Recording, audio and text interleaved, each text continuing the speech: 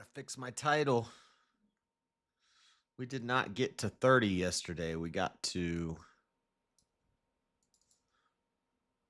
29 because 28 was long. You don't know the half of the abuse.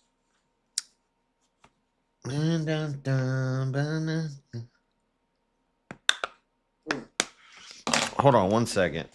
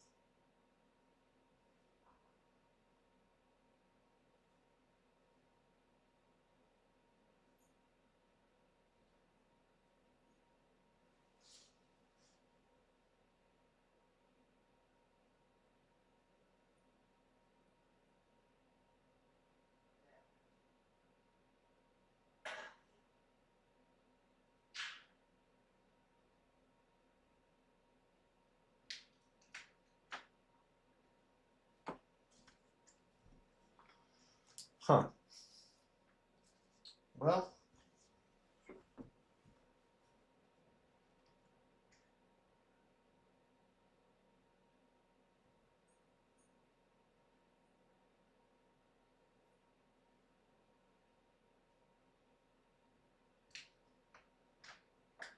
I had more.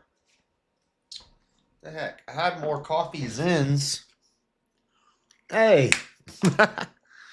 What the? Hey, chair chat. Coming in with the big chair chat. Let's go. What's up, King and Elderline? I was looking for my. I have one more thing of these coffee ons. These like Zen things. But I think I left it at work. So I had to go to my cinnamon backups. I only have the cinnamon ones because when they're sold out of the coffee ones, I get the cinnamon ones. And then I buy coffee ones as soon as they got them back in stock. So I have a couple extra packs of cinnamon ones set aside. Thank you for the super chat for the chair. Guys, we're going to finish up the Torah today. I need to look at something real quick. I think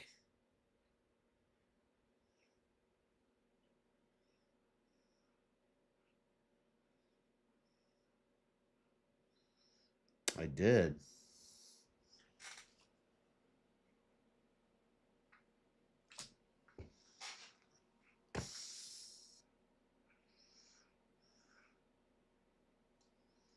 Huh. Interesting. Anyway, we're going to finish up Deuteronomy today. We're going to be done with the Torah.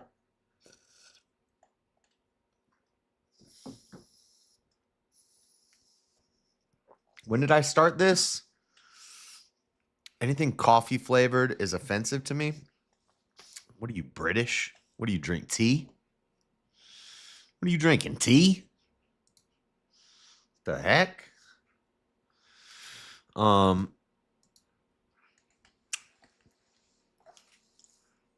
Yeah. I think I started in January.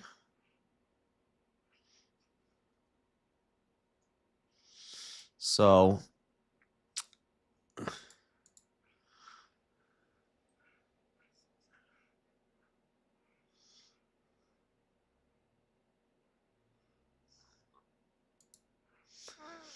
I drink Coke like an American. So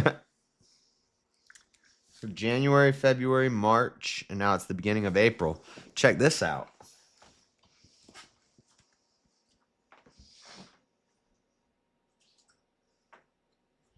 Chair again.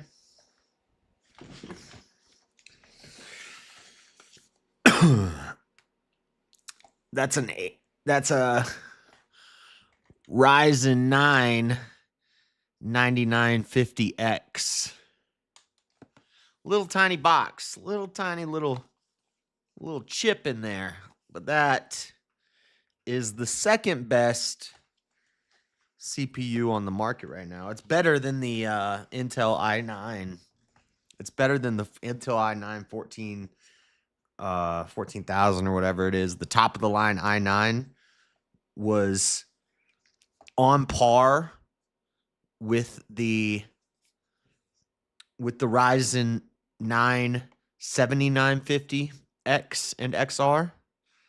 This is the Ryzen 9 9950X. It's not the XR. There's one better than this. It's the XR. It's like $300 more, and it's more specifically for high-end gaming, and if you're doing like VR stuff and real high-end gaming, which this is still very good, but this one is better for multitasking. So I'll still be able to do super high-end gaming, but I'm more focused on being able to do multiple things at the same time than I am on just having the absolute best graphics on a 4K screen or 8K OLED top-of-the-line monitor with, 2 million frames per second and the top-of-the-line, the highest graphics. Like, I'm still gonna when I'm done with this computer, I'm gonna be able to run any game at optimal specs and still have really good frame rates. Even with a 3090. But I'm willing to drop some frame rate in order to multitask. So in stream and and I got the RAM. I got the CPU and the RAM. And I ordered the motherboard and the hard drive. 4 terabyte solid state drive. I'm going to get a eventually, not right away. Someday I'm going to get a 16 terabyte hard drive, not a solid state drive, but just to store recordings, or if I'm working on video projects and stuff, or when I'm done with video projects, I can just save everything on that hard drive where I don't have to, and then games, so I don't have to re-download them all the time. I can keep the games that I'm playing at the time on the solid state drive. I've almost saved up enough for a new PC, just have to wait for my tax return. You haven't got it yet? Well, maybe you haven't. Maybe you did them a little later. I did my taxes like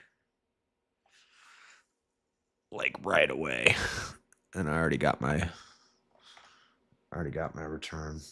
It's not as much as I expected.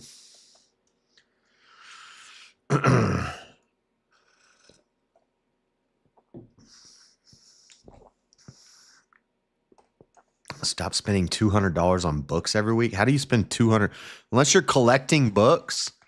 Like you like to buy hardback, nice editions for a shelf. I don't see how you could spend that much on books. Because I just buy like paperbacks. I got Against Heresies. I don't know if you were here yesterday, Elder Lion, but I got Against Heresies for $1 digital. But I've never read a book on a phone. I've tried to read books on the phone before, but I don't like it. But after I finish Gulag Archipelago, I'm gonna try to read that on my phone. If it like, I don't know. We'll see how it goes. It was only $1 for Against Heresies. I'd rather have a physical copy. Cheaper to get Kindle. Yeah, do you read digital books, Elder Lion? You ever read digital books? Or do you like buying like hardback, nice copies to display? How can you spend $200 a week on books?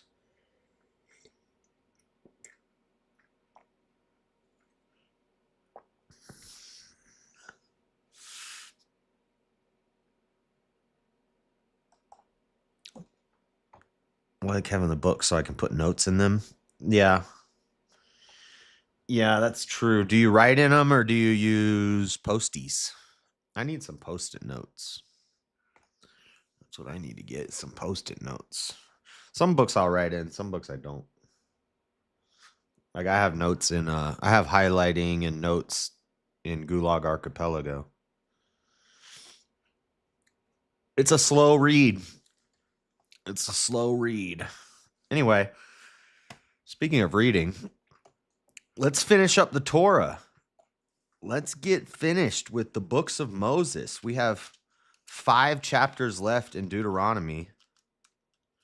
And then I might do one of these tomorrow and start Joshua, or we might wait till next week to start Joshua. How many chapters are in Joshua?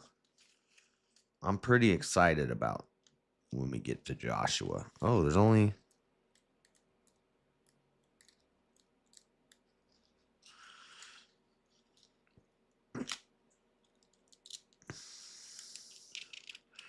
"24 chapters?"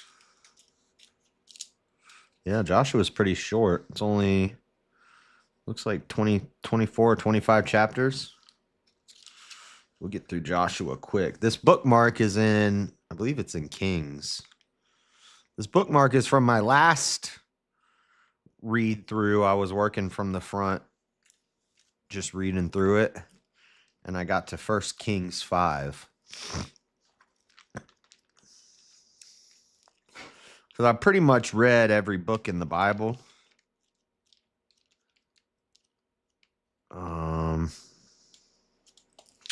Trying to think if there's any small... There's probably something in the Old Testament that I haven't read. Like, I don't think I've read 1st and 2nd Chronicles entirely. I don't think I've read Ezra. I've read Nehemiah, Job, Psalms, Proverbs. I don't think I've ever read Malachi. I've done Isaiah. I've read Ecclesiastes. I haven't read all of Jeremiah, and I know that's an important one. Jeremiah's long. It's like Isaiah. I've read Ezekiel. I've read all the minor prophets, Daniel, Hosea. I don't know if I've ever read Joel.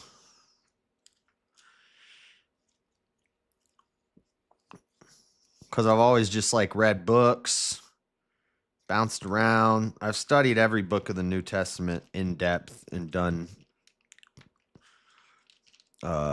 courses on every book in the New Testament. So I've read the New Testament extensively, but some of the little books in the Old Testament I never read. So my last time, starting from the beginning, and I was going to work my way all the way through, I got to Kings. But now we're going way faster. Way faster. Granted, at the time, I was in some dark places, so I wasn't reading a whole lot.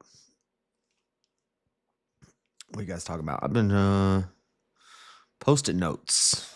Hit the like button. That's right. I just watched the back of the like button's head. I just whacked. That's what I read watched. My vision's getting blurry. I just watched the back of the like button's head with a baton as it ran past me, but on accident. We'll do it on purpose. Well, don't do it again. Then you'll be unliking it. I have a question. I don't know. My tech guy's not here. Jeremy's not here. Maybe one of you guys knows. I think I already know the answer to this. But if I get a 2K monitor, a 2K curved gaming monitor, and then a 1080p cheap monitor, and the cheap monitor will be like right here, and it'll have all my, which is going to be weird because I'm used to my stream stuff being over here, but it'll have my chat, my, Google searches, all my OBS, my audio mixer, all that stuff will be on a 1080 cheap monitor.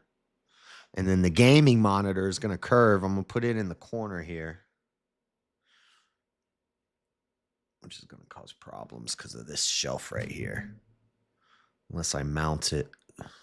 No, I should be able to put it up. Put it up like right here.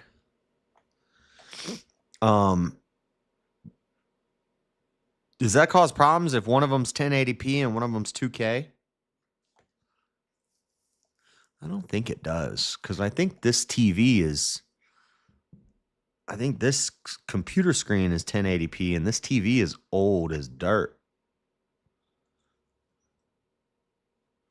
Not sure how that's going to work. Do they have to be matching? Do they have to match? It will just render what it can. You don't need to adjust the visual settings. So I could play games on 2K. I can play games on the gaming monitor in 2K, but still have a 1080p screen on the side with all my other stuff, and that'll be fine. So I don't want to get a 1080 screen and then it like, you know what I'm saying? Like, if this screen is 2K and I want to play the game in 2K, but this screen is only 1080p and it's like one thing, it shouldn't affect anything. Okay. I don't think it will.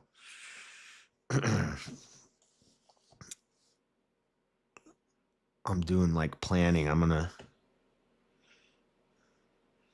pimp out this room as long as the plug fits. And I'm going to get a new camera and I'm going to put it above the screen. So when I'm looking at the screen, I'm actually looking at people instead of having to look over here and then look at the camera. This screen, camera. I'll just have screen, camera. And then chat, I'll just look to the side. Whenever I look to the side, you'll know I'm looking at the chat and stuff. But most of the things that I'm doing when I'm sharing screen, I'll be sharing the screen that I'm looking at. I think that'll be better. I'm going to put a shelf back here with like cool lights and toys and books on it. They're not toys, they're action figures. I need to get some sound panels for this wall. I have some in my other room, but I gorilla glued them to the wall when I used to have my studio in my bedroom because I had a roommate in this room. And my setup used to be in my bedroom. And I gorilla glued the sound panels to the wall like this. It's kind of just like this setup, but in the other room. So I'm talking at a wall. And so I want to have soundproofing on this wall here. And I have it in that room, but it's gorilla glued in. So when you try to peel them off, they stick to the wall, and I got to scrub my wall with. It won't affect my view, in case you were wondering. You're still going to have the same view. No, it will affect your view, because then you'll be looking at me from a different angle. You'll be looking at me like this. When I do stuff, it'll be like this. Only my eyes will move like this. Instead of this and this. Action. You know what I'm saying? You know what I'm saying? The only thing is, I think I want to get a new desk eventually because I want to be able to, if I'm putting all this money into this computer, I'd like to have the computer somewhere in the, like, it'd be cool if I had a little extender and I had the computer right here. That would be cool. Have the computer here. If I got a shelf and I put the computer behind me, but then I'd have to run the wires really far. I don't know. Anyway, let's get into this. I'm just killing some time while people roll in. It's almost 11. I got to get through this. I started watching Righteous Gemstones yesterday, and I'm already hooked. I watched one episode. I thought it was going to be like, I didn't know it was a comedy. You guys didn't tell me it was a comedy. Or maybe you did, but I don't remember. And I didn't know Danny, or maybe somebody did tell me. I don't remember. But I didn't know it was a comedy. I thought it was like a serious show. Which is why, go out there. It's too hot in here. I got the heater on and you're panting. I can hear you going.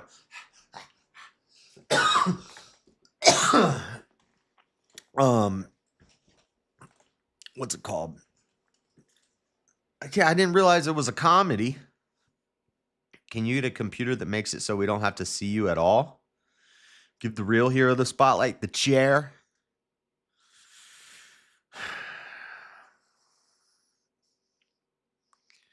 Whatever. You guys keep sending chair chats.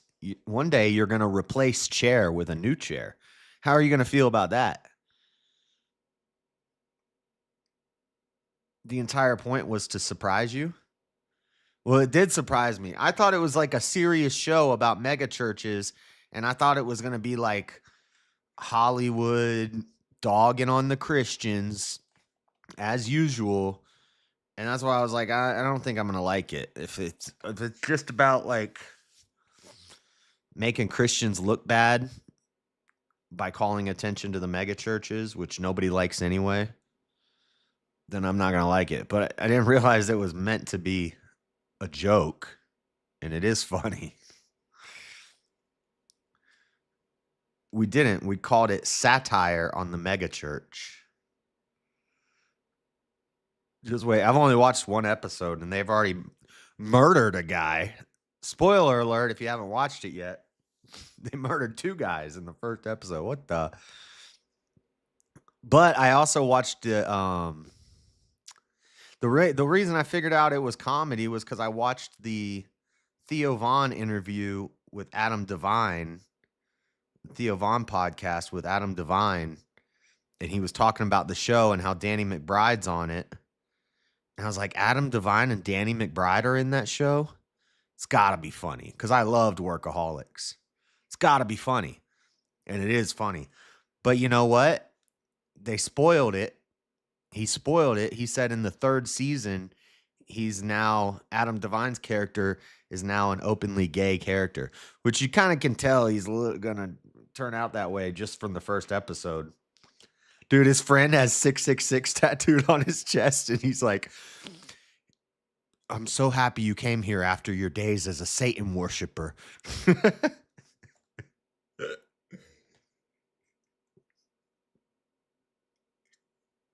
was like, why does that dude have 666 tattooed on his chest? That's funny. Hoi hoi. Hoi hoi, John Bat. All right, let's get into this. Let's go. Chapter 29, Deuteronomy 29. We got some more laws coming up, and Moses about to die. He just gotta die. I think he dies at the beginning of Joshua, but not at the end of Deuteronomy, if I remember correctly. Soup crunts. Soup crunts. Did I just say a British cuss word? I don't know what that means. All right. Chapter 29. These are the words of the covenant which the Lord commanded Moses to make with the children of Israel in the land of Moab, beside the covenant which he made with them in Horeb, And Moses called unto all Israel and said unto them, Ye have seen all that the Lord did before your eyes in the land of Egypt unto Pharaoh, and unto all his servants, and unto all this land, his land. The great temptations which thine eyes have seen, the signs and those great miracles. Yet the Lord hath not given you an heart to perceive, and eyes to see, and ears to hear unto this day. And I have led you 40 years in the wilderness. Your clothes are now waxen old upon you, and thy shoe is not waxen old upon thy foot. Ye have not eaten bread, neither have ye drunk wine or strong drink, that ye might know that I am the Lord your God. That I am the Lord your God. That ye might know that I am the Lord your God. This is not Moses saying that. He's speaking for God. And when ye came unto this place, Sihon, the king of Heshbon, and Og, the king of Bashan, came out against us unto battle, and we smote them. I like that word, smote. We smote them. Smote. We smote them, and we took their land and gave it for an inheritance unto the Reubenites, and to the Gadites, and to half the tribe of Manasseh. Those are the ones who wanted to stay on the other side of the Jordan. But they said, first, we'll go into battle with you, and if you ever need us, we'll come and we'll fight. They better hold up that side of the bargain. Keep therefore the words of this covenant, and do them, that ye may prosper in all that ye do.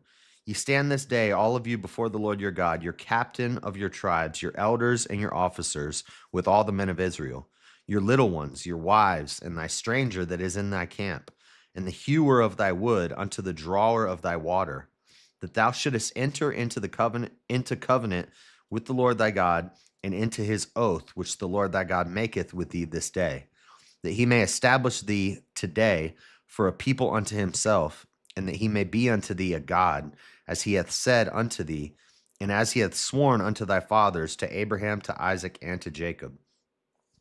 Neither with you only do I make this covenant and this oath, but with him that standeth here with us this day before the Lord our God, and also with him that is not here with us this day. For ye know how we have dwelt in the land of Egypt, and how we came through the nations which ye passed by.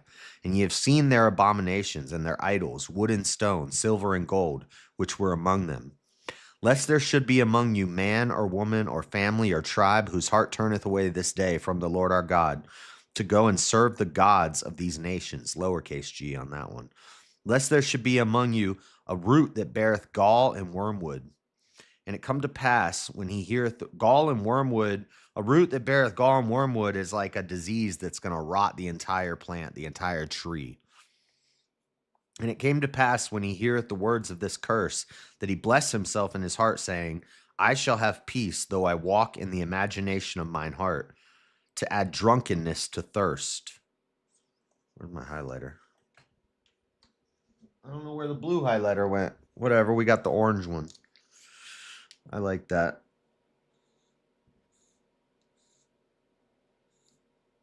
Add drunkenness to thirst.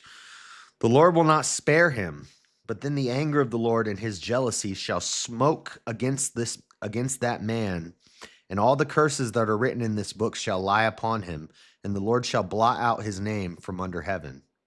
And the Lord shall separate him unto evil out of all the tribes of Israel, according to all the curses of the covenant that are written in this book to the law. So that the generation to come of your children that shall rise up after you, and the stranger that shall come from a far land, shall say, when they see the plagues of that land and the sickness which the Lord hath laid upon it, and that the whole land thereof is brimstone and salt and burning, that it is not sown nor beareth, nor any grass groweth therein, like the overthrow of Sodom and Gomorrah, Admah and Zeboim, which the Lord overthrew in his anger and in his wrath. Even all nations shall say, wherefore hath the Lord done thus unto this land? What meaneth the heat of this great anger? Then men shall say, you guys hear that? You hear the weed eater outside my window? I wonder. Can you guys hear it? Then men shall say, because they have forsaken the covenant of the Lord God of their fathers, which he made with them when he brought them forth out of the land of Egypt. For they went and served other gods and worshipped them, gods whom they knew not, and whom he had not given unto them. And the anger of the Lord was kindled against this land to bring upon it all the curses that are written in this book. No, you don't hear it? Cool. And the Lord rooted them out of their land in anger and in wrath and in great indignation, and cast them into another land, as it is this day. The secret things belong unto the Lord our God, but those things which are revealed belong unto us and to our children forever, that we may do all the words of this law. I like that verse. The secret things belong unto the Lord our God, but those things which are revealed belong unto us and to our children forever, that we may do all the words of this law. I don't know why it seems to offend people if I say I don't understand certain things. It hasn't been revealed to me yet. There are secret things that only God understands. I think it's presumptuous of us to think that we understand all these things sometimes. Some people do that. I'm so sick of fence stories. Ready to time me out, Rome, i.e. been too nice tonight. I thought I had drinking issues. What?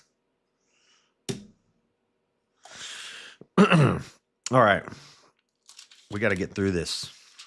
We're going to get through this. Chapter 30. Chapter 30. Covenant. Oh, wait. That was the covenant in Moab. Chapter 30 is the nature of God's law. And then chapter 31 is the appointment of Joshua. Let's go.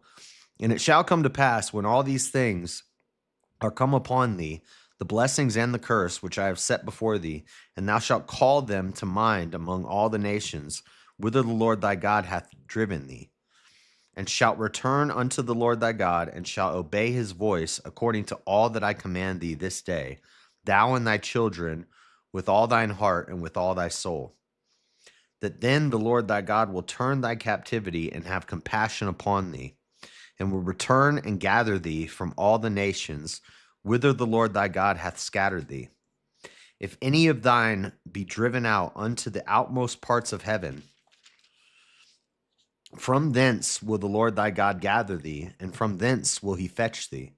And the Lord thy God will bring thee into the land which thy fathers possessed, and thou shalt possess it.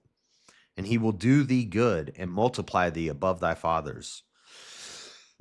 And the Lord thy God will circumcise thine heart and the heart of thy seed, to love the Lord thy God with all thine heart and with all thine soul, that thou mayest live.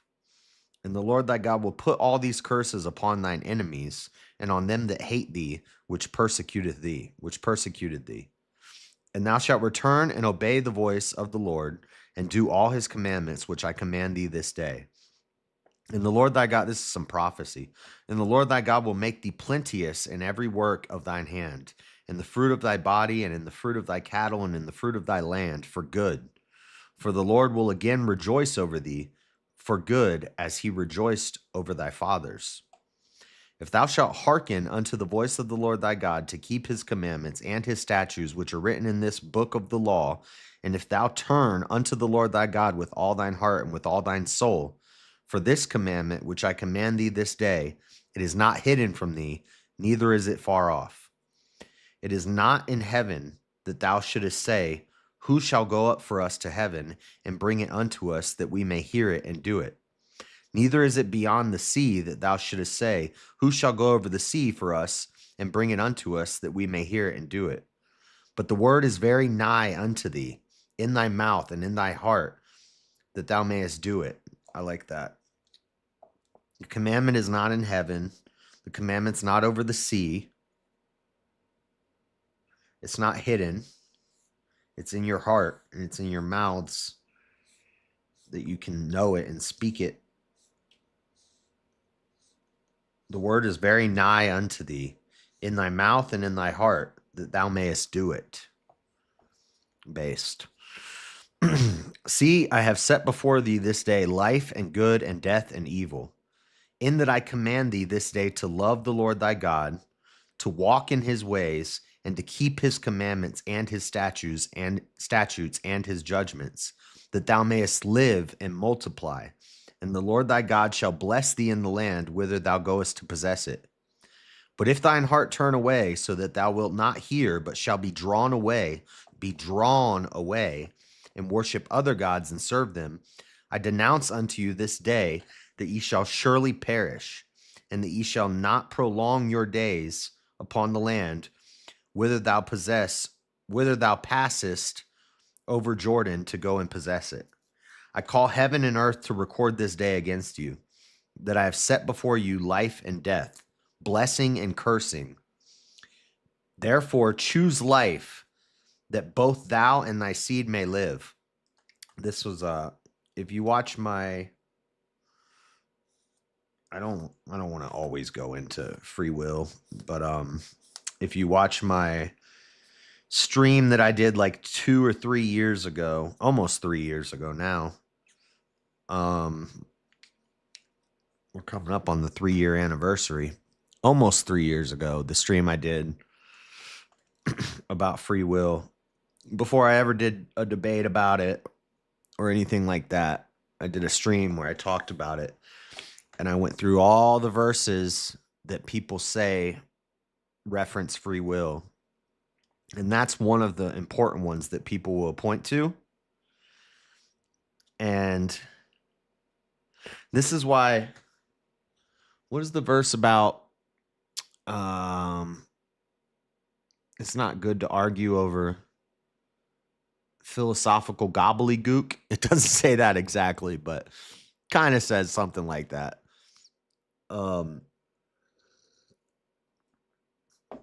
Because really it's unimportant whether we have free will or not. But that's a philosophical idea that was later put into theology.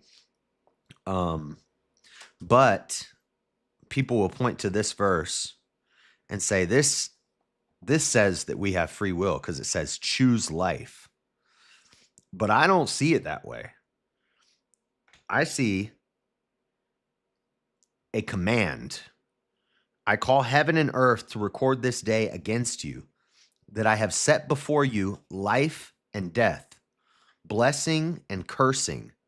Therefore choose life, that both thou and thy seed may live.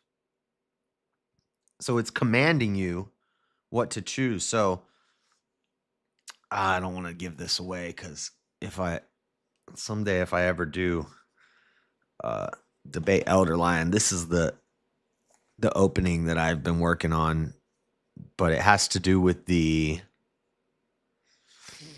essentially the two paths argument.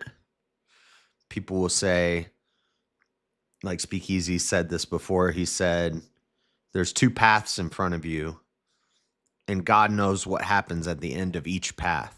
I call that the Doctor Strange theory, or the Doctor Strange argument. Like God is like Doctor Strange, and he's thinking of, and he knows all the possible multiverse paths that you could go down, and he knows the end to all of them, and it gets into multiverse stuff, and I'm not a fan of that.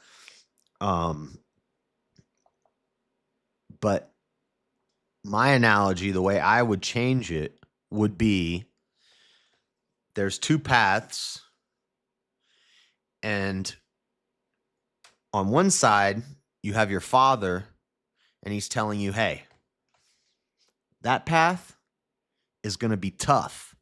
It's going to be difficult. You're going to struggle. It's going to be hard. But once you climb over the mountain and you go through the sea and you cross the river, the path is going to open up and it's going to lead to paradise. That path is filled with, it's going to be fun. It's going to be easy. There's going to be sex and drugs and parties, and you're going to have a great time. You're going to have a blast. But that path starts really wide, and then it gets narrower and narrower and darker and scarier. And eventually it leads to a freaking demon monster that's going to eat you alive and rip you apart and torture you forever. And your father says, take that path. Do not take that path. Take that path, right? But then on the other side, on this shoulder, there's a scary man with a cloak on, and he says, don't listen to your father. He's lying to you. He's lying to you. That path sucks the whole time, and nothing ever good comes out of it. He's a liar. Don't listen to your father. You have free will. You have autonomy. You have bodily autonomy. You're a free man. Don't listen to your father. Don't take that path. Take that path. That path's fun, and at the end, it just gets more and more fun, and nothing bad ever happens. Now, yes, you have a choice. You have a choice, but you're going to listen to one of those influences. Those things are influencing you, and it is not free. It is very consequential. If you disobey your father, who commanded you to take the path on the left, and you listen to the deceiver who's tempting you to take the path on the right, what was free about that? Nothing's free about that. So that's the way I look at it. That's how I deal with the two paths argument. And that's more accurate to what it really is. It's not really just, oh, there's two paths. Which one do I take? No, there's two paths, and you're commanded by your father to take one. And the other path leads to death. And there's a deceiver who's tempting you to take that path. But anyway, that's just my thoughts on it. And that's the only reason I'm talking about this is because this verse, I went into this in depth in a stream years ago. And this was one of the verses that people commonly point to. This is Deuteronomy 31:19. I call heaven and earth to record this day against you, that I have set before you life and death, blessing and cursing. Therefore choose life, that both thou and thy seed may live. It's not, hey, you choose what you want to choose. You can choose whichever one you want to choose. No, it's therefore choose life. God is commanding us to choose life. So there's really no choice. You're either going to obey your father, or you're going to obey the accuser, the deceiver, the snake in the grass. Happy birthday. It's Robert's birthday. Happy birthday, Robert.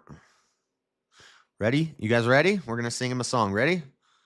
1, 2, 3. This is your birthday song. It isn't very long. I turned from old to even more old. I've actually been digging into Enlightenment era philosophy about determinism. I found a lot of interesting things about the modern definition and why it was made. Huh. Yeah, I don't know. I don't know about that. That's interesting though. I don't know which modern definition you're talking about. You mean the ability to choose without any outside influences, or the other modern definition, which is the ability to have chosen differently? Usually what people will do in like a debate, if somebody says, I think free will means the ability to choose without any outside influences, but that's too easy to defeat. That's an easily defeated version of free will, because everything has outside influences. Every choice you've ever made had outside influences. So most people, to try to dodge that bullet, they'll say free will is the ability to have chosen differently. I hear a lot of like Christians will say, well, no, free will is the ability to have chosen differently. You could have chosen a different choice. But then I'm like, no, now we're on like multiverse theory. Now we're on like, so there's different possible realities. It's Doctor Strange theory. There is you couldn't have chosen differently because one, the past doesn't exist, and two, just no. No. And also I think that leads to a world of regret. People will say not believing in free will leads to nihilism. I disagree. I think if you believe in free will, it leads to terrible, crushing regret. Because, and I've talked about this in streams with people before, I've asked people, have you ever done something that you regret? Or have you ever had a horrible experience in your life happen to you? There's something called survivor's guilt. So I told the story, I was in a car accident once and 4 people died. There was 11 people in a Suburban. Driver fell asleep. It rolled like 7 times and 4 of the 11 people in the Suburban died. And all I can think of why they died that day was based on where they were sitting in the car. Well, where they were sitting in the car was based off of the number of sales they had because we were on a door-to-door sales crew. And the person with the most sales, well, it would be the driver, the car handler in the passenger seat, and then left to right in the second row was based off sales.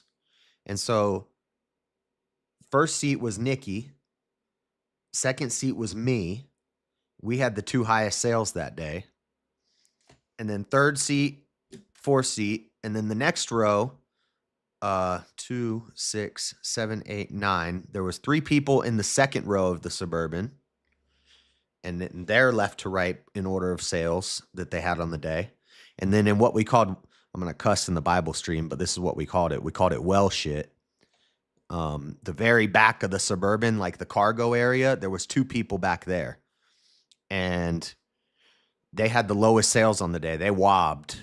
Wob stands for walking around broke or weak AB. A weak, a weak beep beep. So the wobs, the walking around broke people, the people who didn't have any sales on the day, they sat in what we called well shit. Because the reason we called it that is because when you come to the car, every time after every drop, you come to the car and say how many sales you had. And when you'd come to the car and you'd say, well, shit, I got nothing. Well, get in the back. Those 2 kids that were in the back, they died. And so what I think about is, well, I don't think about this, but if I believed in free will and I believed that I could have chosen differently, could I have chosen to knock on different doors that day? Could I have chosen to... Sometimes when I would get dropped off, I would just go sleep in a park all day and not sell anything, and I didn't care. Could I have chosen to do that day? Then I would have been sitting in the back. Or maybe if I chose to knock a few different doors, because, I didn't knock every door. I would just walk down the street and I'd be like, oh, I can sell that house. I can just tell by looking at it, I can sell them. What if that day I was wrong and I chose badly and I was in a different seat in the vehicle? Then I would be dead. So that idea of the ability to have chosen differently is crazy to me. It's crazy to me. It seems to be a broad definition made to guide people to the atheistic conclusion. Which one? Which definition? The idea that God doesn't know all and we don't have free will. The idea that God doesn't know all and that we don't have free will is a silly idea. Everyone, you go to the gas station, is it free will or the devil? Huh? That don't make no sense, John. That don't make no sense, John.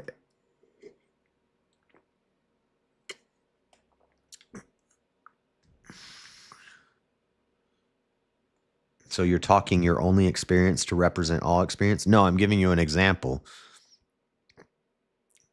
I have countless examples of things that if I had chosen differently, I could be dead right now. Or if I had chosen differently, maybe I'd be a millionaire right now. But I couldn't have chosen differently. There's no other way that this could have played out. I don't believe that. And thinking that there is, now all of a sudden my head explodes.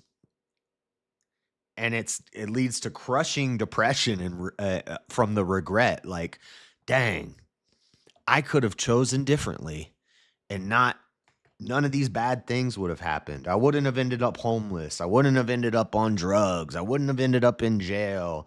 I might have ended up dead multiple times if I made different choices.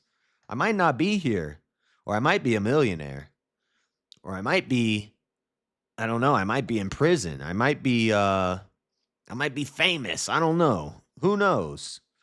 And that's crazy. That's crazy when you start thinking about, could I have chosen differently? No, you couldn't have chosen differently. You could not have chosen differently. Free will is a free choice that is made without influence or consequence. Yeah, that definition. You think that definition leads to the I don't like either one. I always blame myself first. Sounds like you believe in everything being predetermined. Yeah, but that doesn't. Yeah, but people don't understand, and I always say this, and people don't get it. I always say computational irreducibility. What that means is we can't see the future. So we live as if we have free will because we don't know what's going to happen tomorrow, but God does. Computational irreducibility is if I'm playing a video game of a pool video game, pool, where I'm talking about not swimming pool, but a game of pool video game. When I draw the stick back and I line up my shot and I let go of the button, as soon as I let go of that button, the game already knows where every ball is going to end up. But the game plays an animation of the ball rolling down the table and hitting the other balls and all the balls scattering and going everywhere around the table and rolling to a stop. We could skip that animation. We could just pull the stick back, line up the shot, let go of the button, and then boom, all the balls are where they are. We could skip the animation. The game could compute. That's called computational reducibility. The computer could reduce the time spent on that animation down, and it could just skip to the ending. It doesn't have to show us that animation because the computer already knows where all the balls are going to end up. If we had a powerful supercomputer that could consider every variable of a pool shot, then we could do this with real life. If we had like a monitor on the pool stick and a monitor on the balls and some crazy cameras and some AI systems and a supercomputer there, a pool player could take a shot and it would be able to instantly calculate all the variables. And before the balls stopped rolling, the computer could tell you where the balls were going to land. That would be computational reducibility. The universe is computationally irreducible. It's impossible to reduce all the variables in the entire universe down to figure out what's going to happen tomorrow. You could make, you could use probability and you could study statistics and look at all the, past events and all these other things. And you could make a good guess, a good strong guess about who's going to win a football game tomorrow or who's going to win the next election or what's going to happen in the stock market tomorrow. You could make a good guess, but there's so many variables that there's no computer in the entire universe, and there never will be a computer in the entire universe that's powerful enough to reduce tomorrow down to where we could just skip to tomorrow. We know everything that's going to happen tomorrow. So, but God knows that. God is that computer. He's outside of time, and he knows, he's all knowing, and he's outside of time. So he sees the end of the pool shot before we take the shot. He sees it before we take the shot because he's considered the variables of what's going on in our head to know how we're going to shoot it and what degree angle we're going to hit the ball and what force that we're going to apply and how fast the ball's going to be rolling and exactly what angle the ball's going to hit the cue ball is going to hit the front of the triangle or whatever. And God knows all of this. So for him, it is computationally reducible to know what's going to happen tomorrow because he's outside of all this, so he can see all this. So since we can't, for us, it's computationally irreducible to know what's going to happen tomorrow. We live and we act as if we have free will, and we just live our lives. And this is why the argument when people say, if you don't have free will, then there's no point in anything. There's no point in making, there's no point, nothing. There's no point. There's no point in talking. There's no point in doing a debate. There's no point in, this is what people will say all the time, and it's dumb because I've explained it a million times. We live as if we have free will, but it's an illusion because we don't know the future. So we can't figure out what's going to happen tomorrow. We just have to act as if we're free agents, but really we're slaves. We are slaves to good or evil, to God or Satan. We agree on the idea 4D is knowledge. 4D is knowledge. Saint Maximus seems to be the Christian definition. Of free will comes from a choice between multiple goods and multiple evils. I appreciate that, but would be the point of prayer? Jesus prays in the Bible. If these things are true, then would be the point of him praying or us praying? No, it's not dumb. The point of prayer is the point of prayer is, well, Jesus says that he doesn't even, he serves God's will, not his own will. More than once. He says it multiple times.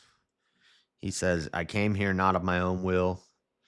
And then in the garden, when he's praying, he says, not if there's anything you can do to take this cup away from me. Because Jesus, again, computational irreducibility, Jesus is hoping there's a way out. He's hoping. There's still hope. Like, even though I'm going to die when I'm going to die, it might be my destiny. God knows when I'm going to die. Do you guys think that God knows when you're going to die? Because I think God knows the exact time, place, moment when I'm going to die. But I can still hope and pray that it's not tomorrow. Why would I not? That would not be pointless. There would be a point to that. The point is to not be miserable. Like, I guess, I don't know. The point is, and actually, that's wrong. Actually, I take that back. I disagree about praying. The Bible says, take no thought of tomorrow. So the Bible says, don't pray with words and vain repetitions like the heathens do. It says, be still and know God. Be still and know that I am God. When Jesus prayed,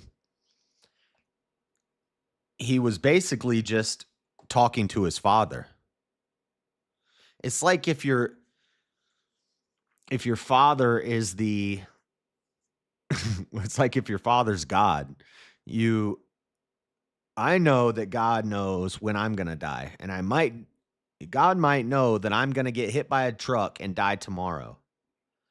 But I still go to God and say, "Hey God, I hope I don't get hit by a truck tomorrow. But you know what? Not my will, your will be done." If it's your will that I get hit by a truck tomorrow, I'm going to get hit by a truck tomorrow. There's nothing I can do about that. And Jesus said the same thing. Jesus said, if there's any way this cup can be taken from me, please take it. But not my will, your will be done. Take no thought of tomorrow. Tomorrow has enough.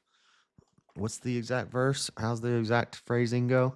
Take no thought of tomorrow because tomorrow has enough.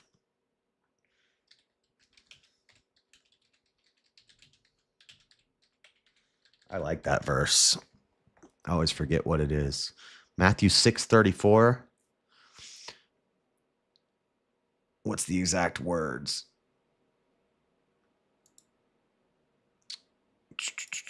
Take no thought of tomorrow, urging people not to worry about the future as each day has its own troubles. Take therefore no thought for the morrow shall take thought for the things of itself. Sufficient unto the day is the evil thereof. There's enough evil today. Don't worry about the future. Don't worry about what's going to happen tomorrow. Tomorrow will worry about itself. Tomorrow doesn't even exist. Just worry about there's enough evil going on today. You don't got to think about tomorrow. Based. Anyway, I got to keep reading, guys. Verse 20, that thou mayest love the Lord thy God, and that thou mayest obey his voice, and that thou mayest cleave unto him, for he is thy life and the length of thy days, that thou mayest dwell in the land which the Lord sware unto thy fathers, to Abraham, to Isaac, and to Jacob, to give them. Chapter 31, the appointment of Joshua. Let's go. Do you actually believe that if you get hit by a truck tomorrow, that was the will of God? Yeah. Yeah, that's his plan. Yeah. It was God. It was my time. Whose will is it?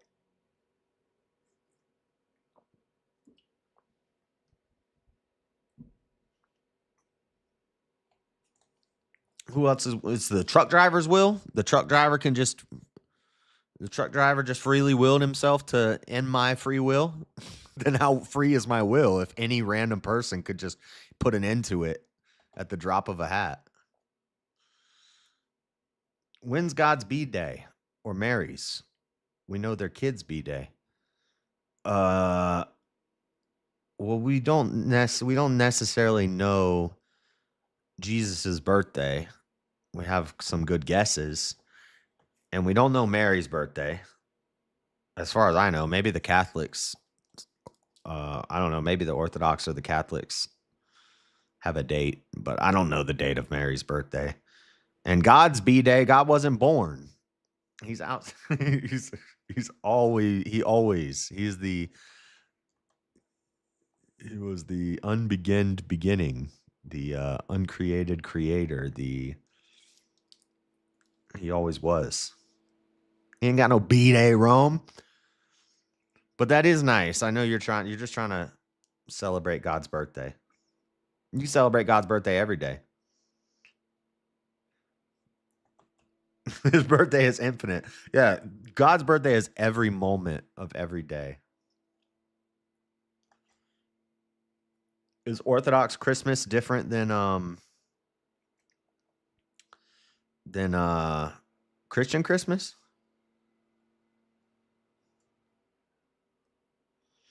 God knowing the future and determining the future are different. Okay. All right, chapter 31. And Moses went and spake these words. I don't know. It's like, I guess you guys just think that I don't know. That's fine. I believe God's in control of everything. So, chapter 31. And Moses went and spake these words unto all Israel. And he said unto them, I am 120 years old this day. I can no more go out and come in. Also, the Lord hath said to me, Thou shalt not go over this Jordan. The Lord thy God, he will go over before thee, and he will destroy these nations from before thee. God's going to destroy the nations. And that's important when we get to Joshua. An angel of the Lord is going to come, uh, and they're going to ask him, Are you here to fight? Are you here to fight for us, or are you here to fight for the enemy? And the angel's going to tell him, neither. I'm here to fight for God. The Israelites are not going to destroy the Canaanites and the Amorites and the Amalekites. God is. Agree to disagree? Oh, never that. We can stop talking about it, but I don't agree to disagree. No, I don't even believe in disagreements. I believe one of us is just less informed. One of us is right and one of us is wrong. And it's fine if I'm the one who's wrong.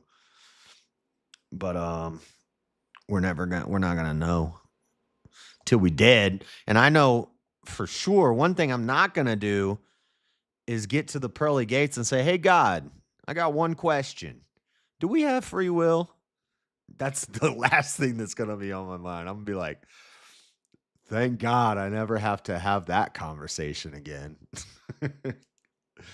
It's so dumb. It's the dumbest, deepest, most philosophical gobbledygook there is.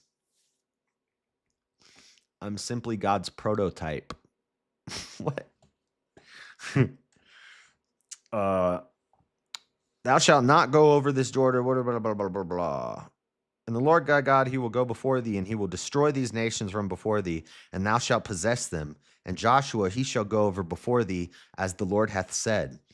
And the Lord shall do unto them as he did to Sihon, to Og, and to Og, kings of the Amorites, and unto the land of them whom he destroyed.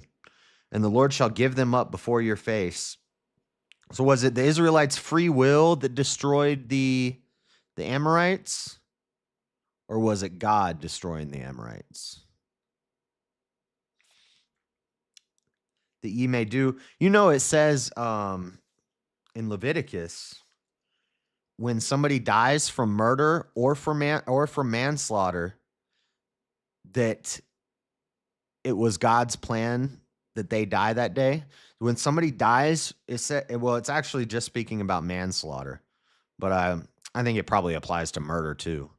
But if somebody accidentally kills somebody, manslaughter, that God wanted that person to die.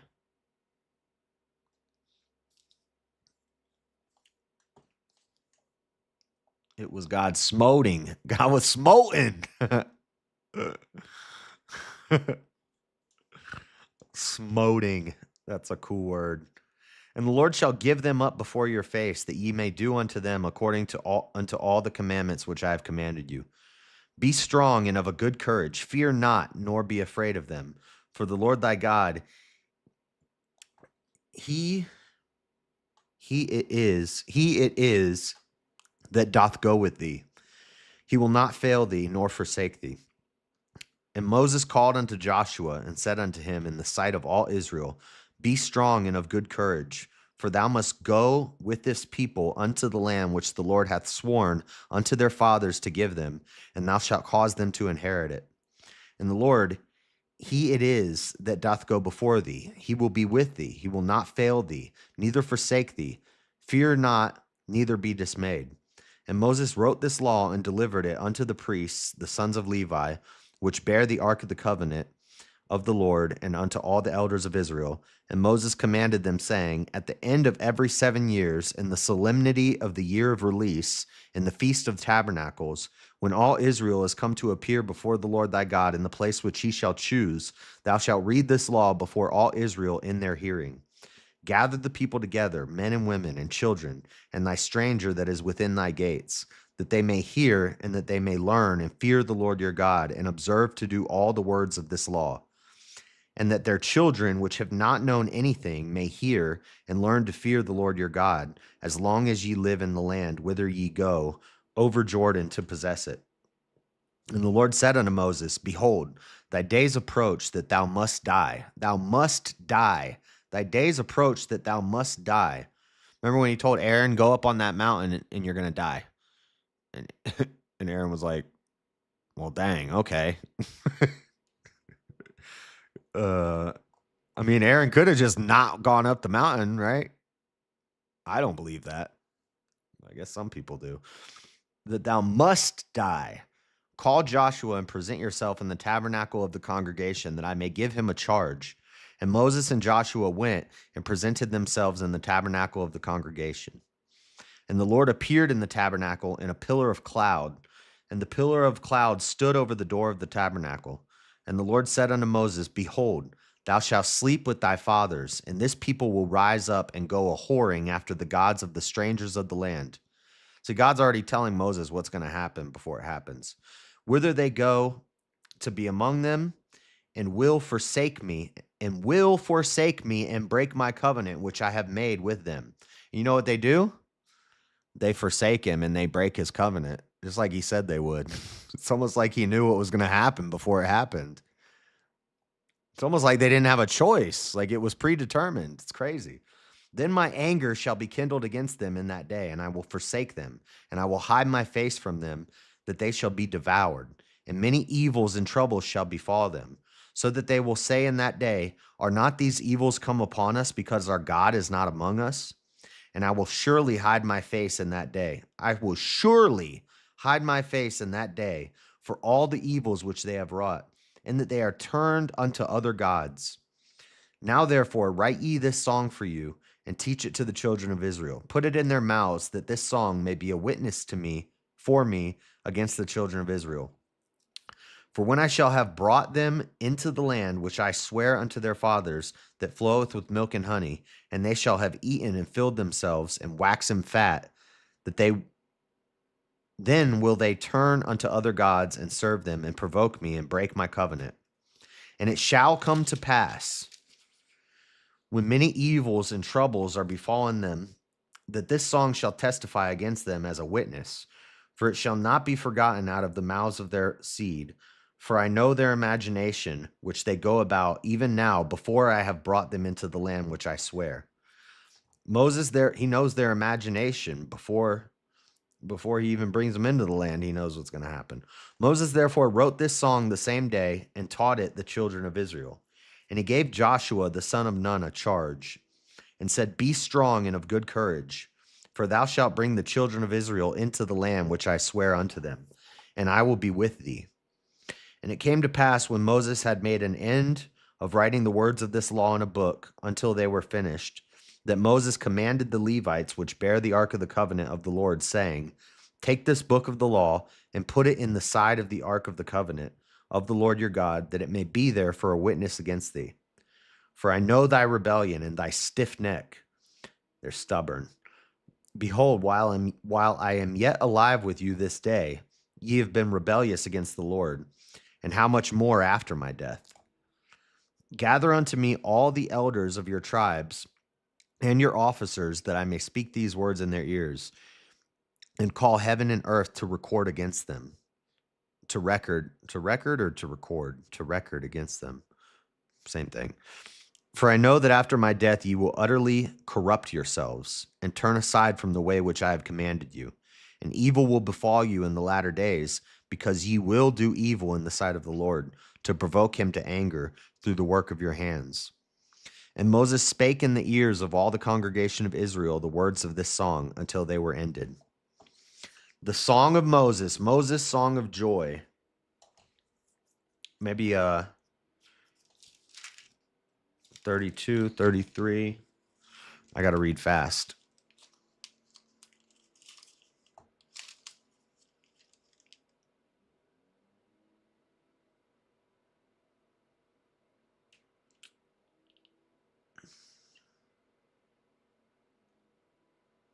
Yeah, I know. Everything's a heresy. Everything's a heresy. I don't care.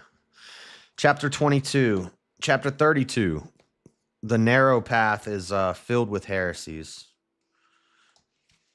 Heresy just means goes against the norm. And the norm is evil. It took me almost a week of rereading book 2, chapter 13 to understand he was talking about the Trinity. I'm not sure what book you're talking about.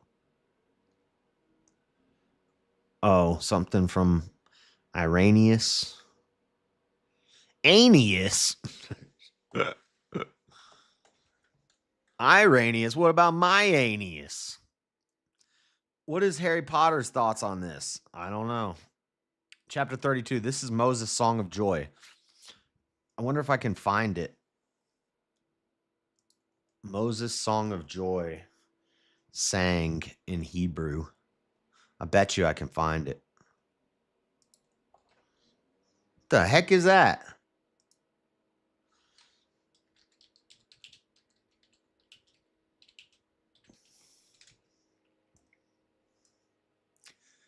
Moses Bliss by your mercy. What the? Song of Moses? No, this is not. I don't see it. The Song of Moses part 4. The Song of Moses is from Exodus 15. That's not the one I'm looking for. We played that already. Where's Moses' Song of Joy from Deuteronomy? Deuteronomy 32, the Song of Moses live. High Point Worship. Are they singing it in English? That's not the real song. Here's the song. Give ear, O ye heavens, and I will speak and hear, O earth, the words of my mouth. My doctrine shall drop as rain, my speech shall distill as the dew, as the small rain upon the tender herb, and as the showers upon the grass. Because I will publish the name of the Lord, subscribe ye greatness unto your God. He is the rock, his work is perfect, for all his ways are judgment. A God of truth and without iniquity, just and right is he. They have corrupted themselves. Their spot is not the spot of his children. They are a perverse and crooked generation. Do ye thus requite? Do ye thus requite the Lord, O foolish people and unwise? Is not he thy father that hath bought thee? Hath he not made thee and established thee? Remember the days of old, consider the years of many generations. Ask thy father, and he will show thee, thy elders, and they will tell thee. When the Most High divided to the nations their inheritance, when he separated the sons of Adam, he set the bounds of the people according to the number of the children of Israel. For the Lord's portion is his people, Jacob is the lot of his inheritance. He found him in a desert land, and in the waste howling wilderness, he led them about as he instructed them. He kept him as the apple of his eye. As an eagle stirreth up her nest, fluttereth over her young, spreadeth abroad her wings, taketh them, beareth them on her wings. So the Lord alone did lead him, and there was no strange God with him. He made him ride on the high places of the earth, that he might eat the increase of his fields. And he made him to suck honey out of the rock, and oil out of the flinty rock. Butter of kine and milk of sheep, with fat of lambs and rams of the bread of Bashan, and goats with the fat of kidneys of wheat. And thou didst drink the pure blood of the grape. But Jeshurun waxed fat and kicked. Thou art waxen fat. Thou art grown thick. Thou art covered with fatness. Then he forsook God which made him, and lightly esteemed the rock of his salvation.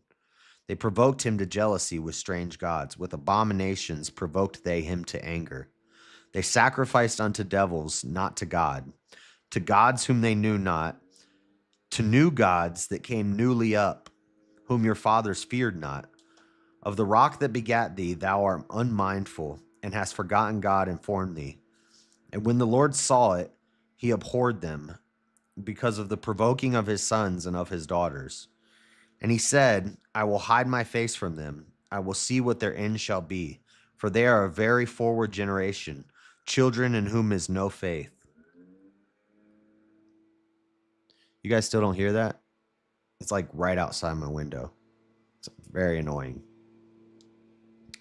They have moved me to jealousy with that which is not God. They have provoked me to anger with their vanities, and I will move them to jealousy with those which are not a people. I will provoke them to anger with a foolish nation. For a fire is kindled in mine anger, and shall burn unto the lowest hell, and shall consume the earth with her increase, and set on fire the foundations of the mountains. I will heap mischiefs upon them. I will spend mine arrows upon them. They shall be burnt with hunger and devoured with burning heat. They shall be burnt with hunger and devoured with burning heat. And with bitter destruction, I will also send them the teeth of the beasts, the teeth of beasts. I will also send the teeth of beasts upon them with the poison of serpents of the dust. The sword without and terror within shall destroy both the young man and the virgin. The suckling also with the man of gray hairs, meaning the child and the old and the elderly. They're all going to suffer. I said I would scatter them into corners. I would make the remembrance of them to cease from among them. Were it not that I feared the wrath of the enemy, lest their adversaries should behave themselves strangely, and lest they should say, our hand is high, and the Lord hath not done all this. For they are a nation void of counsel, neither is there any understanding in them. Oh, that they were wise, that they understood this, that they would consider their latter end. How should one chase 1,000 and two? How should one chase 1,000 and two put 10,000 to flight? Except their rock had sold them, and the Lord had shut them up. For their rock is not as our rock, even our enemies themselves being judges. For their vine is of the vine of Sodom, and the fields of Gomorrah. Their grapes are grapes of gall, their clusters are bitter. Their wine is the poison of dragons, and the cruel venom of asps. Is not this laid up in store with me, and sealed up among my treasures? To me belongeth vengeance and recompense. Their foot shall slide in due time, for the day of their calamity is at hand. And the things that shall come upon them make haste. For the Lord shall judge his people and repent himself for his servants when he seeth that their power is gone, and there is none shut up or left. There is none shut up or left. And he shall say, page is sticking together. And he shall say, what the heck? And he shall say, where are their gods, their rock in whom they trusted, which did eat the fat of their sacrifices and drank the wine of their drink offerings? Let them rise up and help you and be your protection. See now that I, even I, am he, and there is no God with me, lowercase g. I kill and I make alive. I wound and I heal. Neither is there any that can deliver out of my hand. For I lift up my hand to heaven and say, I live forever. If I wet, I live forever. There's some transhumanism is bad. Immortality. If I wet my glittering sword and mine hand take hold of judgment, I will render vengeance to mine enemies and will reward them that hate me. I will make mine arrows drunk with blood, and my sword shall devour flesh, and that with the blood of the slain and of the captives from the beginning of revenges upon the enemy. Rejoice, O ye nations, with his people, for he will avenge the blood of his servants, and will render vengeance to his adversaries, and will be merciful unto his land and to his people. This is Moses' song of joy, by the way. Imagine Moses' song of sorrow. If this is Moses' song of joy, what is Moses' song of sorrow like? Holy cow. What the?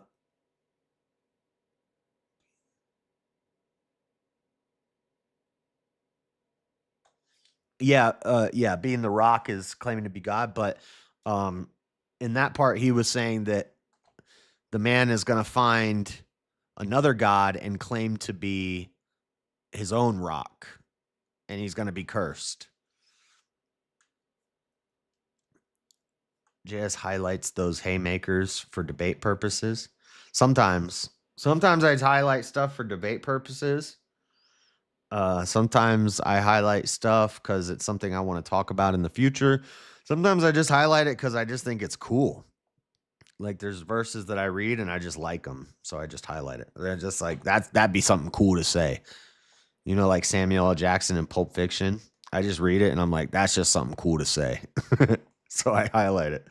Moses' song of sorrow would bring fire and brimstone. Dude, it would be worse than that. It would bring apocalypse.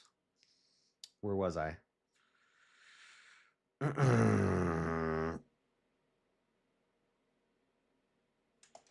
Rejoice, O ye nations, with his people, for he will avenge the blood of his servants and will render vengeance to his adversaries and will be merciful unto his land and to his people. And Moses came and spake all the words of this song in the ears of the people. He and Hoshea, the son of Nun. Oh, that's Joshua. Hoshea,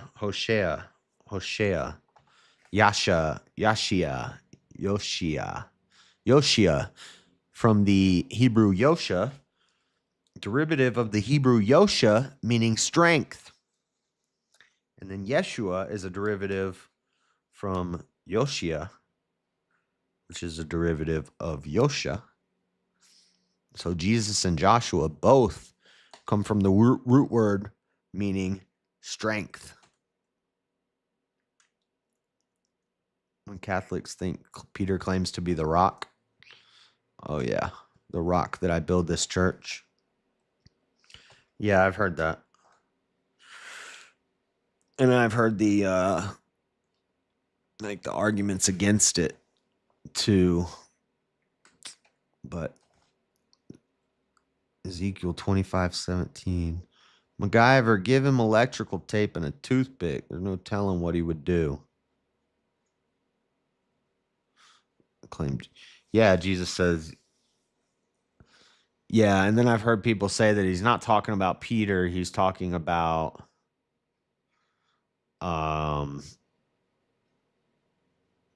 just the congregation. I don't know. I forget.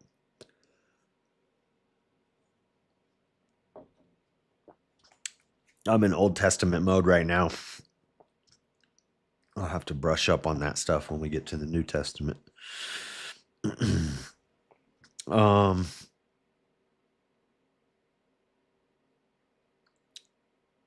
And Moses made an end of speaking all these words to all of Israel, and he said unto them, set your hearts unto all the words which I testify among you this day, which ye shall command your children to observe to do, all the words of this law.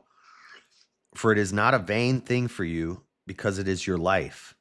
And through this thing ye shall prolong your days in the land, whither ye go over Jordan to possess it. And the Lord spake unto Moses that selfsame day, saying, here we go. Get thee up into this mountain, Abarim, unto Mount Nebo, which is in the land of Moab, that is over against Jericho, and behold the land of Canaan, which I give unto the children of Israel for possession. And die in the mount whither thou goest up, and be gathered unto thy people, as Aaron thy brother died in Mount Hor, and was gathered unto his people. Because you trespassed against me among the children of Israel at the waters of Meribah Kadesh, in the wilderness of Zin, because ye sanctified me not in the midst of the children of Israel. Yet thou shalt see the land before thee, but thou shalt not go thither unto the land which I give the children of Israel. Moses is going to die because one time the people were thirsty and he complained to God. Well, really, he complained a bunch of times. And he complained and he disagreed and he argued with God a lot of times. But that one time was the last straw. God's like, you're not getting into the promised land, Moses. You're asking for water? You think I'm not going to give them water? Oh, that's the verse Samuel L. Jackson quoted. Yeah, and I don't even think it's I don't even think it actually says that, because I've looked at this before. I'm not going to look it up right now, but I'm pretty sure it is not what he says. Ezekiel 25:17, because in the movie he says it and then he quotes it, and I looked it up, and that's not what it says. Forest of Zins, man, I'd be happy there. You like Zins? It's spelled Z-I-N, though. All right, so Moses is about to die. He about to die. We got like a page and a half left. I got to get through this by 12:30. Let's go. Chapter 39. We're 33, I mean. Moses blesses the tribes. Moses is about to move on. He's about to move on. It says furious rebukes. Depends on what flavor they are. They got like a Royale with cheese. How old when he dies? He's 120. This is post God limiting the age of life to 120. A couple people after that point lived past 120, but Moses is 120 right now. It's a little different. Yeah, it's close, but it is definitely it's different. All right, chapter 33. The blessings to the tribes before Moses going to die. And this is the blessings wherewith Moses, the man of God, blessed the children of Israel before his death. And he said, the Lord came from Sinai and rose up from Seir unto them. He shined forth from Mount Paran, and he came with 10,000s of saints. From his right hand went a fiery law for them. Yea, he loved the people. All his saints are in thy hand. And they sat down at thy feet. Every one shall receive of thy words. Moses commanded us a law, even the inheritance of the congregation of Jacob.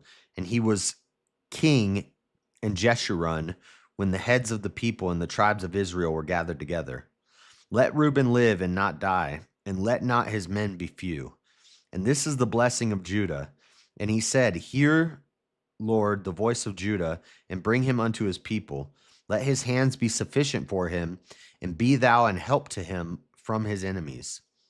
And of Levi he said, let thy Thummim and thy Urim be with thy Holy One, whom thou didst prove at Massa, and with whom thou didst strive at the waters of Meribah. The Urim and the Thummim are the things that Joseph Smith finds in the Book of Mormon to read the tablets out of the hat, by the way. They took that from the Bible. Who said unto his father and to his mother, I have not seen him, neither did he acknowledge his brethren, nor knew his own children. For they have observed thy word and kept thy covenant. They shall teach Jacob thy judgments, and Israel thy law. They shall put incense before thee, and whole burnt sacrifice upon thine altar. Bless, Lord, his substance, and accept the work of his hands. Smite through the loins of them that rise against him, and of them that hate him, that they rise not again. And of Benjamin he said, the beloved of the Lord shall dwell in safety by him, and the Lord shall cover him all the day long, and he shall dwell between his shoulders. And of Joseph he said, blessed of the Lord be his land, for the precious things of heaven, for the dew and for the deep that coucheth beneath, and for the precious fruits brought forth by the sun, and for the precious things put forth by the moon, and for the chief things of the ancient mountains, and for the precious things of the lasting hills. Chief things of the ancient mountains. Wonder if they're talking about dinosaurs. And for the precious things of the earth, and fullness thereof, and for the goodwill of him that dwell in the bush. In the bush, let the blessing come upon the head of Joseph, and upon the top of the head of him that was separated from his brethren. His glory is like the firstling of his bullock, and his horns are like the horns of the unicorns. With them he shall push the people together to the ends of the earth, and they are the 10,000s of Ephraim, and they are the thousands of Manasseh.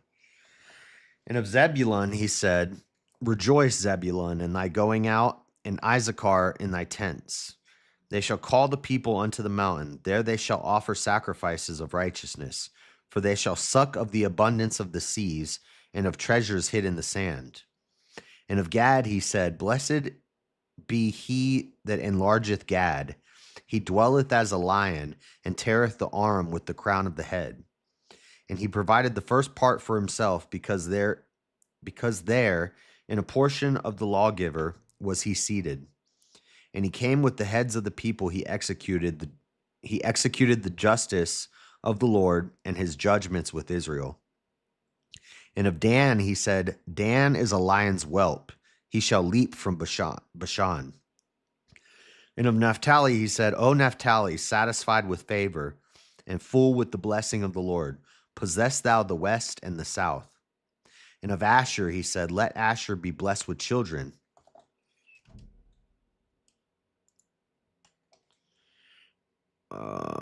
My chat just shut off. See you, War Pig. We're almost done. Of Asher he said, Let Asher be blessed with children. Let him be acceptable to his brethren, and let him dip his foot in oil. Thy shoes shall be iron and brass, and as thy days, so shall thy strength be. There is none like unto the God of Jeshurun, who rideth upon the heaven in thy help, and in his excellency on the sky. The eternal God is thy refuge, and underneath are the everlasting arms. And he shall thrust out the enemy from before thee, and shall say, Destroy them. Israel then shall dwell in safety alone. The fountain of Jacob shall be upon a land of corn and wine. Also his heavens shall drop down dew. Happy art thou, O Israel. Who is like unto thee, O people saved by the Lord, the shield of thy help, and who is the sword of thy excellency? In thine last page, and it's only like a half a page.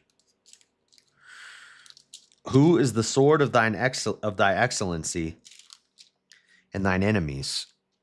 And thine enemies shall be found liars unto thee, and thou shalt tread upon their high places. Tread upon their pyramids. Their high places are pyramids. Just so you know. The altars that they would build to go up to and talk to their gods. And Moses went up from the chapter 34, last chapter, short chapter. Joshua succeeds Moses. Here we go. Last chapter of the Torah, last chapter of the books of Moses. Chapter 34. And Moses went up from the plains of Moab unto the mountain of Nebo, to the top of Pisgah, that is over against Jericho. And the Lord showed him all the land of Gilead unto Dan, and all Naphtali, and the land of Ephraim, and Manasseh, and all the land of Judah unto the utmost sea, and the south, and the plain of the valley of Jericho, the city of palm trees, unto Zoar. And the Lord said unto him, This is the land which I swear unto Abraham, unto Isaac, and unto Jacob, saying, I will give it unto thy seed. I have caused thee to see it with thine eyes, but thou shalt not go over thither. So Moses, the servant of the Lord, died there in the land of Moab, according to the word of the Lord. And he buried him in a valley in the land of Moab, over against Beth Peor, but no man knoweth of his sepulchre unto this day. And Moses was 120 years old when he died. His eye was not dim, nor his natural force abated. So Moses was still healthy, but he went up there because God told him to, and he died. And the children of Israel wept for Moses in the plains of Moab 30 days. So the days of weeping and mourning for Moses were ended. And Joshua, the son of Nun, was full of the spirit of wisdom, for Moses had laid his hands upon him. And the children of Israel hearkened unto him, and did as the Lord commanded Moses. And there arose not a prophet since in Israel like unto Moses, whom the Lord knew face to face. In all the signs and the wonders which the Lord sent him to do in the land of Egypt to Pharaoh, and to all his servants, and to all his land. and in all that mighty hand, and in all the great terror which Moses showed in the sight of Israel. The end of the Torah, the end of Moses. That's a story right there. That's a book in itself. That's like the Old Testament. Now we're going to get into the New Old Testament. And then eventually we'll get into the newer Old Testament. That's deep. That's deep. We just read the whole Torah live. It took 3 months-ish. A little less than. Did I start in February? Did I start in the beginning of February? I think I started in the beginning of February. March. So really, it's beginning of April. So it took 2 months. We've gone through the full Torah live. Let's go. Next, we get into Joshua, and it's going to get a little more narrative, a little less laws and, procedures and blueprints of tabernacles and arks of the covenant and robes and dietary laws. And we're going to get into a little bit more of a narrative now. The story of Joshua. And they're going to capture the promised land. There's going to be some battles. There's going to be some giants. There's going to be some wars. There will be blood. There will be destruction. There will be trumpets. It's going to be epic. Joshua, the book of Joshua is an epic in itself. And then it leads into the Judges. We get into the Judges. Then we get 1st and 2nd Samuel. 1st and 2nd Samuel, that's where we got the story of, I'm skipping Ruth. We got to read about Ruth. 2 pages about Ruth. It's so funny. And people are like, there are strong women in the Bible. What about Ruth and Esther? They got like 4 pages. What are you talking about? They got like 4 pages total for 2 women. And Ruth is just doing what her, we'll get into Ruth. But 1st and 2nd Samuel is lit. And 1st and Kings and 2nd Kings, we get a lot of cool stories in there. We get the stories of, we learn about Solomon. We're going to learn about David, I think.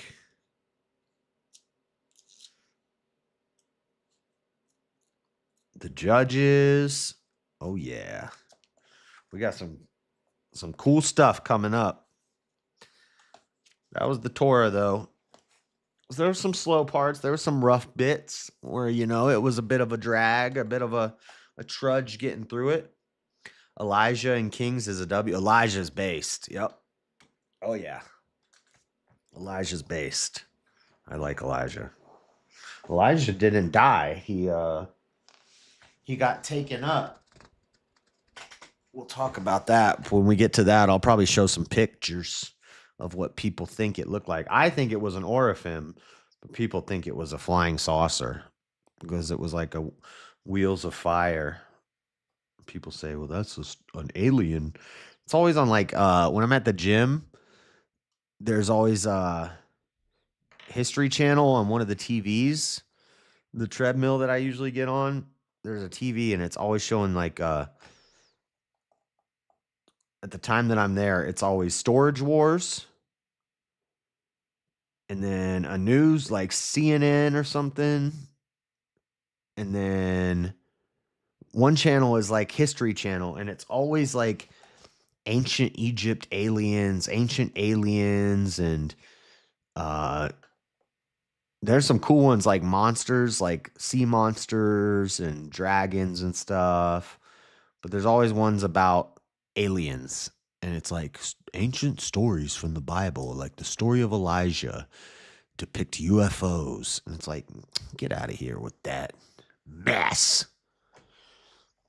Dang aliens. So they call Enoch Elijah? No, Enoch is different. Enoch is in Genesis. He doesn't die either. In the genealogy between Adam and Noah, it mentions Enoch, and it doesn't mention his death. It says he was captured up. I forget the exact words, but every other person it says Methuselah had this many kids and he died at this age, and this person had this many kids and he died at this age, and Bildad the Shuhite, he had this many kids and he died at this age. But then Enoch, it says that he was captured up, or he was taken up. The Greek word would be harpazo, which means to catch up, which is a term they used for harvesting grain. The catching up, like the catcher in the rye, the catching up is harpazo, harpazo is the word that people have changed into the rapture, because another word for a rapture would be catching up, harpazo.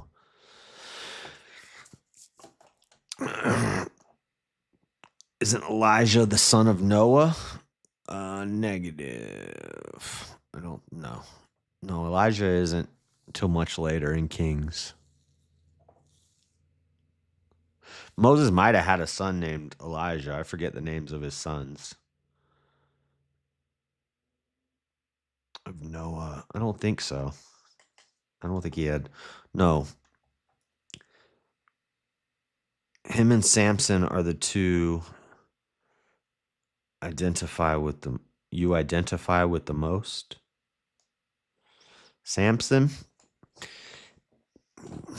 a simp.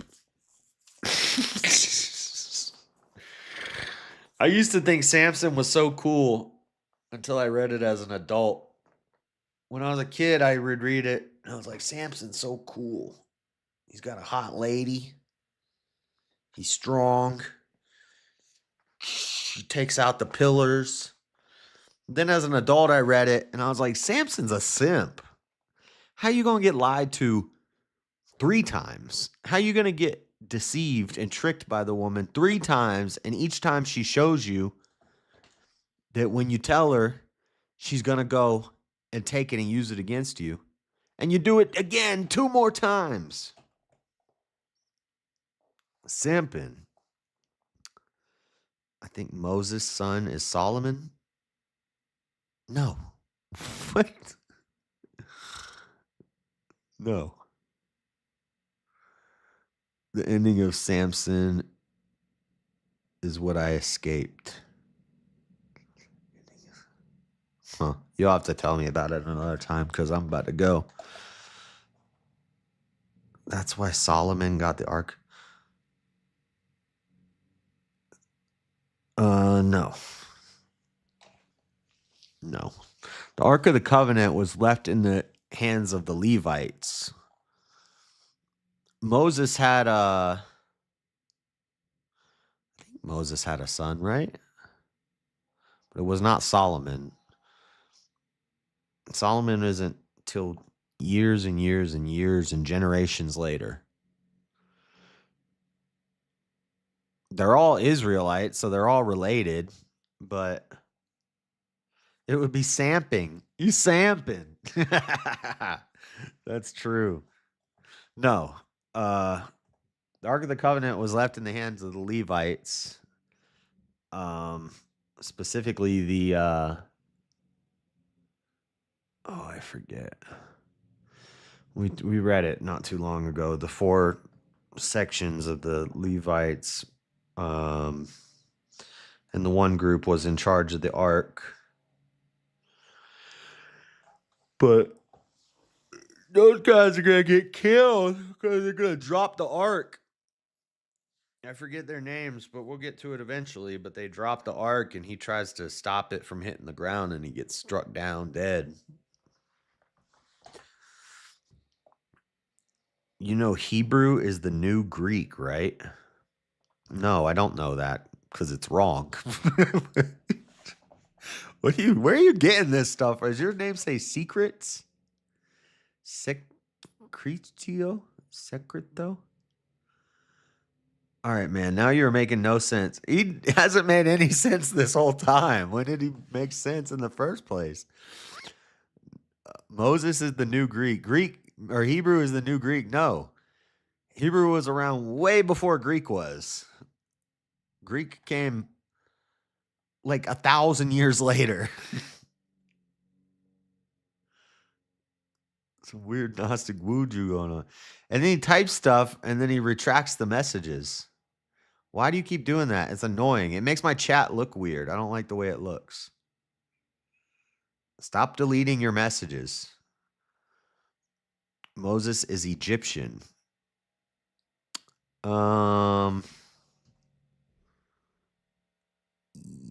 Yeah. His mom. No, he's an Israelite. His mom. That's why they were going to kill him. That's why she put him in the basket and put him in the water. His mom was an Israelite slave. His dad might have been Egyptian. Did it say who his dad is? I don't think it ever mentioned his dad. He might have been half Egyptian.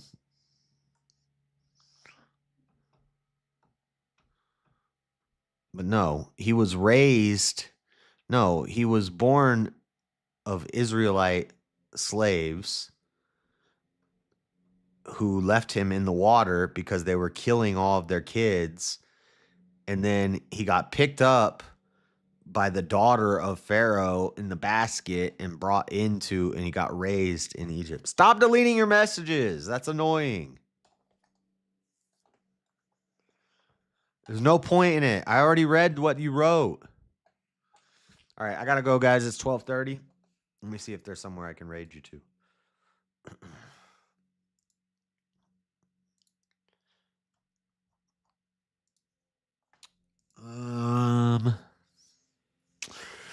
You want to go over to Grid 1?